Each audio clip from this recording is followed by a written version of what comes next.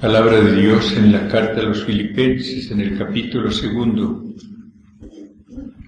Por tanto, yo os pido, por el estímulo de vivir en Cristo, por el consuelo del amor, por la comunión en el Espíritu, por la entrañable compasión, que colméis mi alegría, siendo todos del mismo sentir, con un mismo amor, un mismo espíritu, unos mismos sentimientos. Nada hagáis por rivalidad ni por vanagloria, sino con humildad, considerando cada cual a los demás como superiores a sí mismo, buscando cada cual no su propio interés, sino el de los demás. Sentid entre vosotros lo mismo que Cristo, el cual, siendo de condición divina, no hizo alarde de ser igual a Dios, sino que se despojó de sí mismo, tomando condición de siervo, haciéndose semejante a los hombres y apareciendo en su parte como hombre, y se humilló a sí mismo, obedeciendo hasta la muerte y muerte de cruz, por lo cual Dios le exaltó y le otorgó el nombre que está sobre todo nombre, para que al nombre de Jesús toda rodilla se doble en los cielos, en la tierra y en los abismos, y toda lengua confiese que Cristo Jesús es Señor, para gloria de Dios Padre. Gracias, Señor, por tu palabra que tanta luz nos comunica y tanta fuerza también nos depara. Gracias, Jesús, por tu humildad, porque no buscaste vanagloria, sino la de tu Padre. Te humillaste hasta la muerte y muerte de cruz, y por eso has sido exaltado. Y ha sido proclamado por el Padre Señor. Con mucha alegría en este momento, Jesús, proclamamos tu señorío. Eres el Señor de la gloria, el Señor de la historia, el Señor de cada uno de nosotros, el Señor de todo el universo. Envíanos, Señor, la luz de tu Espíritu, úngenos con Él, que Él obre en nuestros entendimientos y en nuestras voluntades, y nos muestre, Señor, lo que más necesitamos aprender, aceptar y hacer en este momento, para que tu plan de santificación se cumpla en cada uno de nosotros. Gracias, Señor. Gracias. Vamos a complementar este tema de la paz que el Señor quiere darnos al derribar los muros de separación que se han levantado entre nosotros y Él, entre nosotros y muchas personas, con el enfoque de la humildad como la virtud necesaria para que no se levanten estos muros o para que puedan destruirse con la acción amorosa del Espíritu Santo. La soberbia es la raíz de todos los males, nos dice la palabra de Dios, como a su vez la humildad es el cimiento insustituible para que el edificio de la perfección tenga solidez. Cuando uno va a buscar la razón de tantas reacciones, de tantas actitudes que tenemos de resentimiento, de odio, de crítica, encontramos que la palabra es orgullo, es el amor desordenado de sí mismo, es la vanagloria. Psicológicamente sabemos que la mayor necesidad de la persona humana es amarse, aceptarse, celebrar con alegría la obra que el Señor ha hecho en ella y glorificar al Señor precisamente por esto. Decir como María: mi alma glorifica al Señor, mi espíritu se alegra en Dios mi Salvador, porque ha hecho en mí cosas grandes el Todopoderoso. Me llamarán bienaventurada las generaciones. María es la persona que descubre las riquezas que el Señor ha depositado en ella y lo glorifica y le da gracias por esto.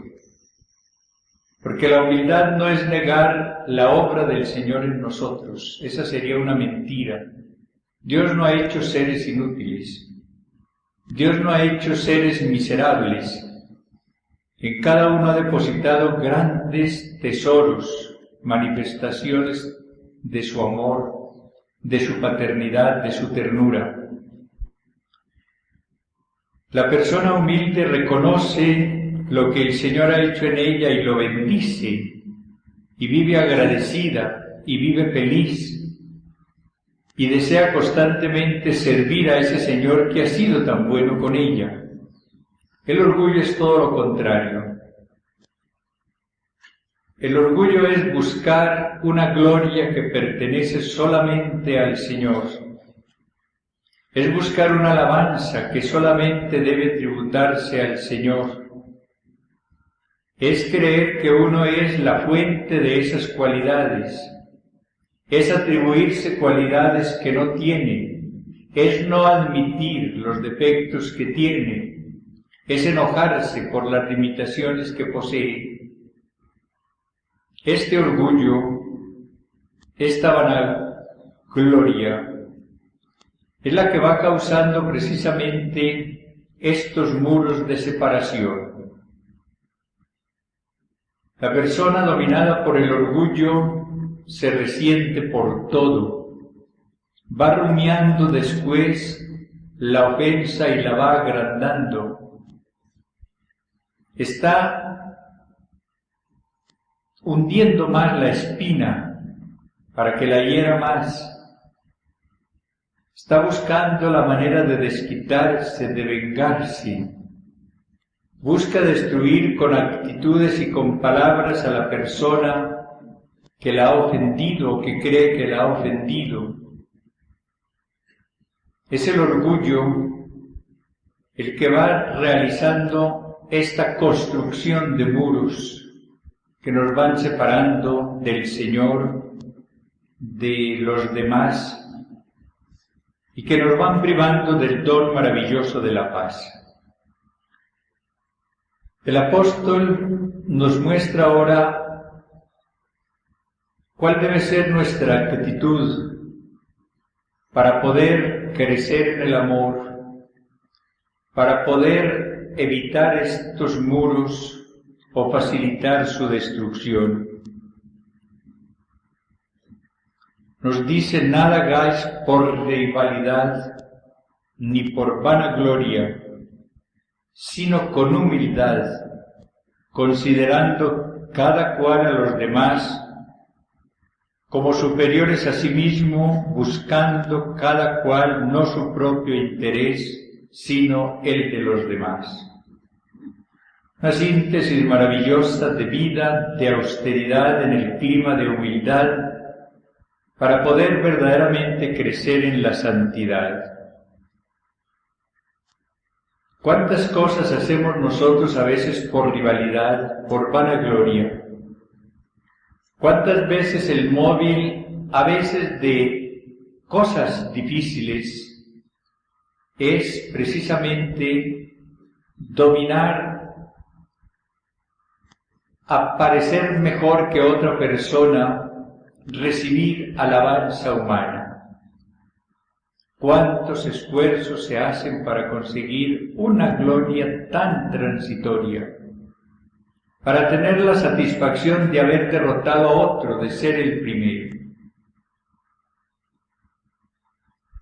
Es conveniente revisar los mismos apostolados, la misma labor que hace uno, para ver si está animada por la gloria del Señor, o son móviles de esta índole, de rivalidad, de lucha, de envidia, de vanagloria, los que nos impulsan a determinados apostolados a veces aparentemente heroicos, pero que no tienen el móvil de la gloria del Señor, sino de nuestra gloria. Señor usa en el Evangelio una frase repetidas veces que debe preocuparnos. Cuando habla de la manera como actuaban los fariseos movidos por el orgullo, cuando oraban, cuando ayunaban, cuando daban limosna, cuando hacían acciones de suyo buenas, pero que eran malas por el móvil, la vanagloria.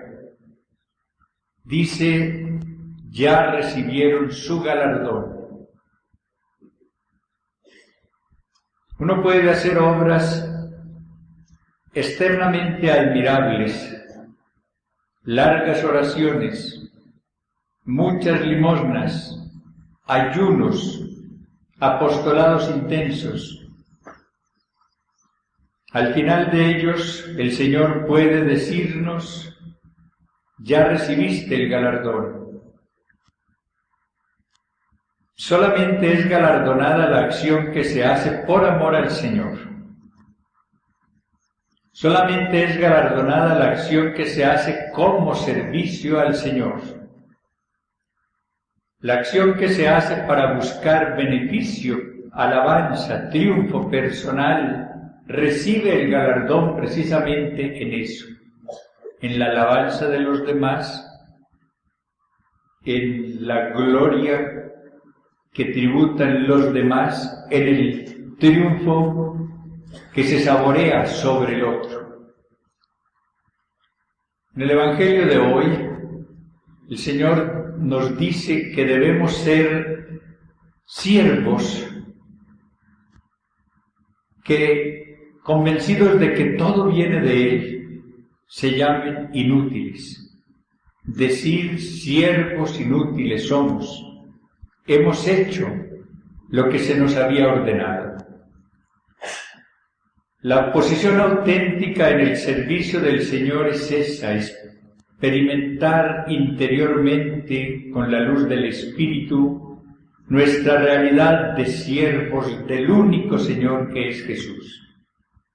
Jesús ha sido proclamado Señor por el Padre como acabamos de oírlo, porque Él se anonadó a sí mismo tomando la forma de siervo, porque se hizo obediente hasta la muerte y muerte de cruz.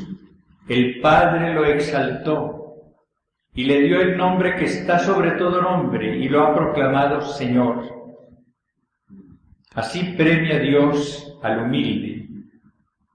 A Jesús, que se hace humilde y obediente hasta la muerte y muerte de cruz, lo exalta y lo coloca por encima de todos.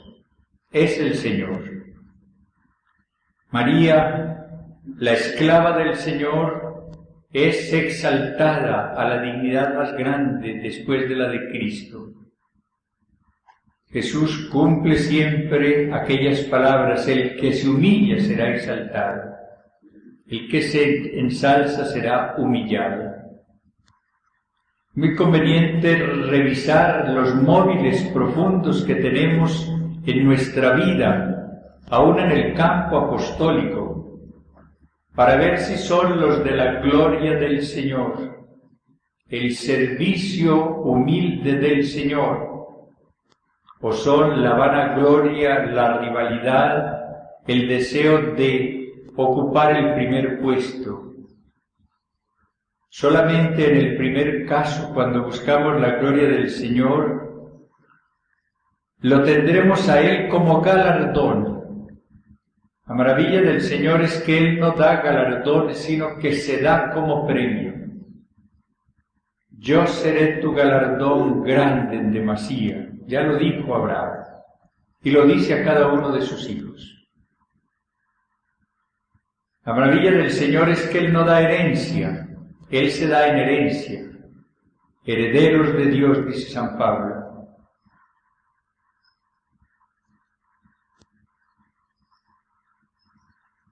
Pidamos hoy en este retiro la gracia de no buscar en nuestra vida de entrega cosas tan pequeñitas como son el aplauso, la admiración, la alabanza humanas. Esto está muy en nuestro interior y por eso tenemos que estar rectificando la brújula.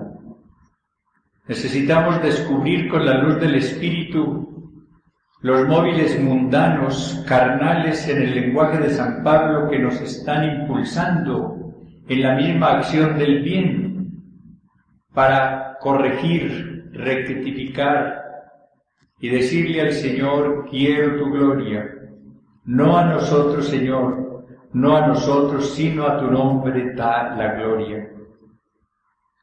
Cuando uno lee en el Santo Evangelio los sentimientos que animaron a Jesús, San Pablo nos dice hoy que tengamos los mismos sentimientos de Cristo. Encuentra que lo que a él lo movió fue exclusivamente la búsqueda de la gloria del Padre. Yo no busco mi gloria, sino la gloria de aquel que me ha enviado.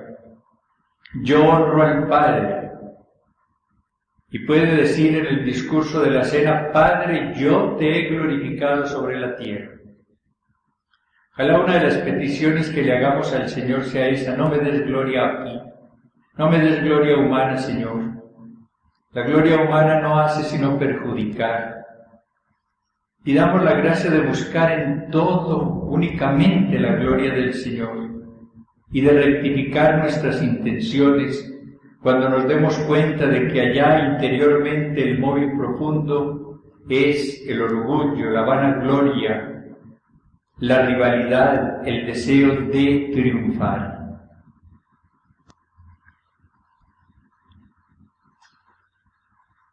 Todo debemos hacerlo, nos dice San Pablo, con humildad, considerando cada cual a los demás como superiores a sí mismo. El espíritu del Evangelio es totalmente opuesto al espíritu del mundo. Por eso es tan difícil de aceptar y de comprender muchas veces. Ustedes estudian la humanidad y ven cómo el móvil de esa humanidad en general es llegar a la cumbre, ocupar el primer puesto, ser cada uno superior a los demás, dejar a los otros postrados en el camino para llegar a la cumbre, ceñirse una corona y decir: yo soy el príncipe, yo soy el rey. Ese es el término que se usa, lo acabamos de oír ahora, por ejemplo, en lo de la trova, por ejemplo. Ahí uno de ellos fue proclamado y coronado el rey de la trova. En la canción mexicana aparece el término: yo soy el rey, el que canta mejor, el que domina más. La palabra rey o príncipe o presidente o jefe es la misma en el fondo, es la que expresa el deseo de la persona de ocupar el primer puesto. El Señor en el Evangelio le dice a sus discípulos que no busquen el primer puesto sino el último, que hay esa tendencia natural a buscar lo primero. Y uno puede en su misma comunidad, en su mismo sacerdocio, estar anhelando puestos y puestos, subir y subir, y estar actuando allí con un criterio carnal que no es el del Señor. Esto es más importante de lo que nos suponemos y más difícil en la práctica también de lo que a primera vista se cree. Ya vemos cómo el Señor apenas logró corregir esa tendencia de sus discípulos a ocupar el primer puesto cuando les comunicó su espíritu. Es lamentable ver cómo aún después de la resurrección, poco antes de la ascensión, los apóstoles están preocupados todavía por el reino terreno. Es ahora, Señor, cuando vas a restablecer el reino de Israel. Ya recordamos cómo la esposa de Zebedeo se acerca un día a Jesús para hacerle una súplica, que sus 2 hijos ocupen los 2 primeros puestos en el reino, que el uno esté a la derecha y el otro a la izquierda. Era toda esa mentalidad de reino temporal, de supremacía, la que estaba animando a estos apóstoles, los que habían oído hablar a Cristo, los que habían presenciado sus milagros, los que habían comprobado su resurrección.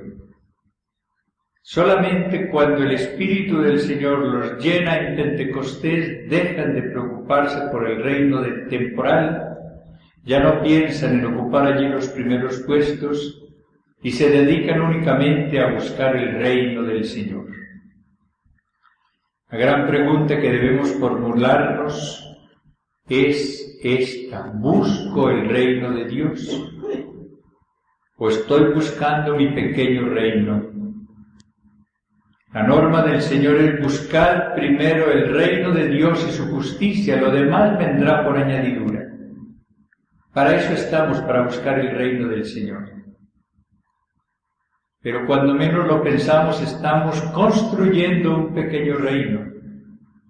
Estamos buscando súbditos para ese pequeño reino, considerando cada cual a los demás como superiores a sí mismo. El orgullo nos lleva siempre a pensar que somos mejores.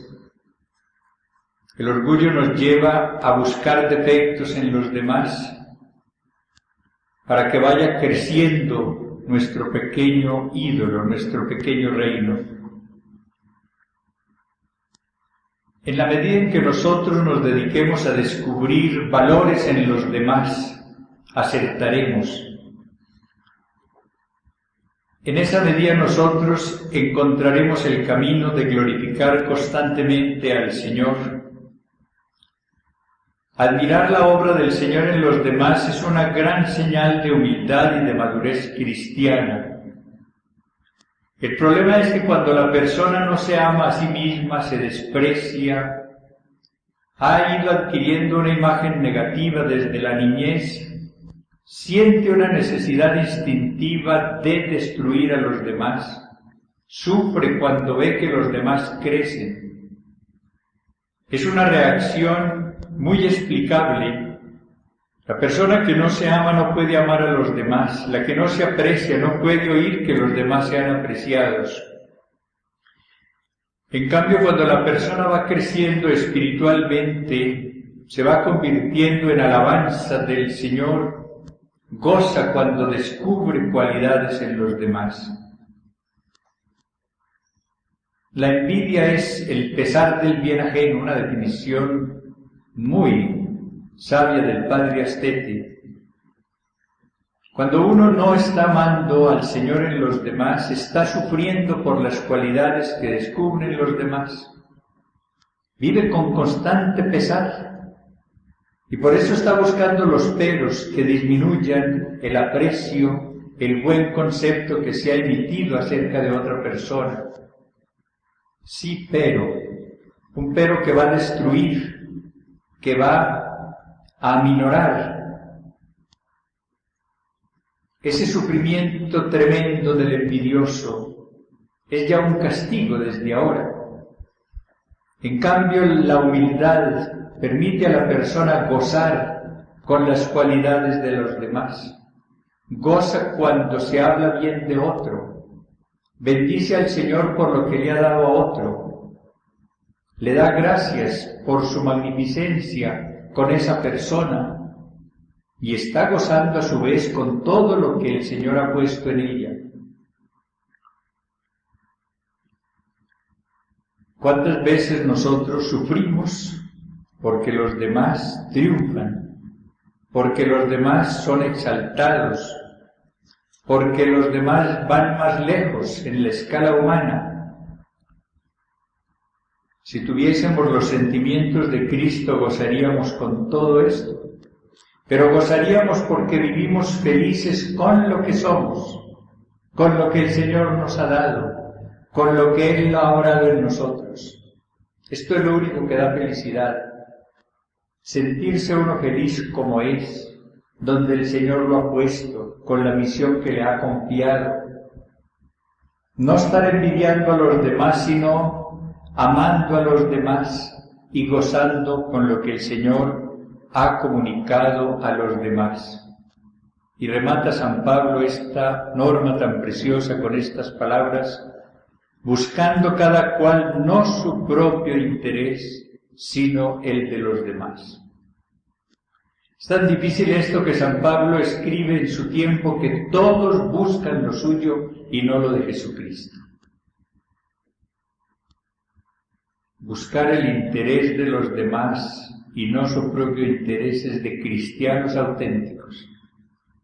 Es propio de aquellas personas que verdaderamente tienen ya la visión que da el Espíritu y obran siempre conducidas por el Espíritu.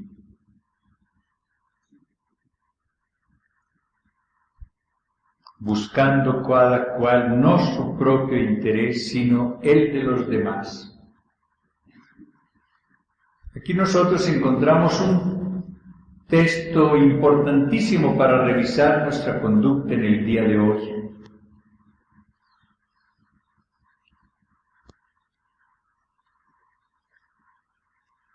En la manera en que nosotros nos guiemos por el Evangelio, por la luz del Espíritu, la medida en que la palabra de Dios sea, como dice el Salmo, luz para nuestros pasos, iremos consiguiendo verdadera felicidad, iremos adquiriendo paz, y al adquirir paz nos iremos sanando interiormente.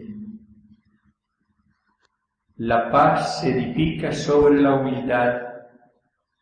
La paz se construye sobre el deseo de servir. La paz se construye sobre esa visión del amor de Dios que se manifiesta en todos nosotros. Cuando se presenta la rivalidad, viene la guerra y se elevan los muros. Cuando está presente la humildad, desaparece la rivalidad y caen los muros. Cuando se tiene un mismo amor, el amor del Espíritu, es cuando la paz empieza a reinar entre las personas. La paz es la gran realidad en aquellos que están unidos por el amor del Espíritu, que forman comunidad de amor bajo la acción del Espíritu, que reciben la acción del Espíritu que fructifica en la paz. La paz es fruto del Espíritu. La paz es lo único que da verdadera y profunda felicidad desde ahora. El cielo es la plena felicidad porque es la plena paz. En el cielo no hay envidias, no hay rivalidades, no hay deseos de buscar primeros puestos. En el cielo no hay sino deseo de alabanza, y alabanza constante al amor del Señor. En el cielo ya sin envidia todos íbamos a descubrir lo que el Señor hizo en los demás y lo vamos a alabar por todo. Yo creo que parte del cielo muy importante va a ser leer la historia de las almas, la historia del amor de Dios en cada persona. Y vamos a descubrir todos los valores que el Señor fue poniendo en cada persona. Aquí nosotros conocemos superficialmente la historia de algunas almas. Santa Teresita nos escribió la historia de su alma, una historia muy superficial, porque la profunda solamente la conoce ella en el cielo. Conocemos muy poco a los demás.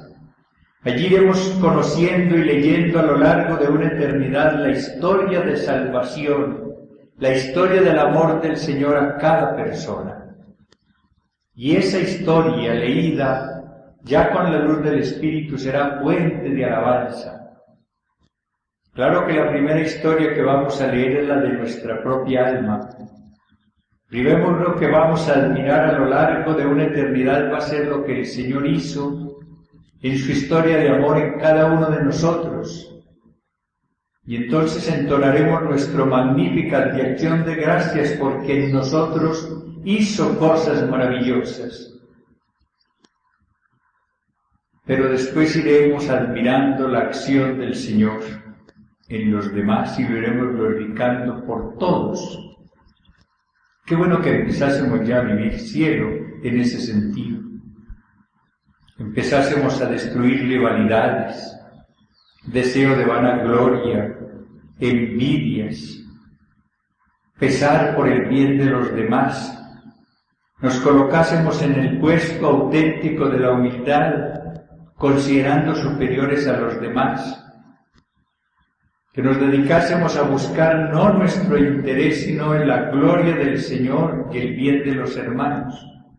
Eso va a ser el cielo, y ese puede ser también ya el comienzo que demos nosotros a ese cielo con una vida profundamente cristiana. Cuando estamos aquí en el destierro, es importantísimo para nosotros ver claro, descubrir lo que el Señor verdaderamente ha hecho, descubrir nuestra realidad, descubrir sus criterios, tener, como dice San Pablo a continuación, los sentimientos de Cristo, pensar como Él piensa. San Pablo dice, tenemos el pensamiento de Cristo, Él lo tenía. Tener la mentalidad de Cristo, tener los misterios, los criterios de Cristo, tener los móviles de Cristo, tener los sentimientos de Cristo.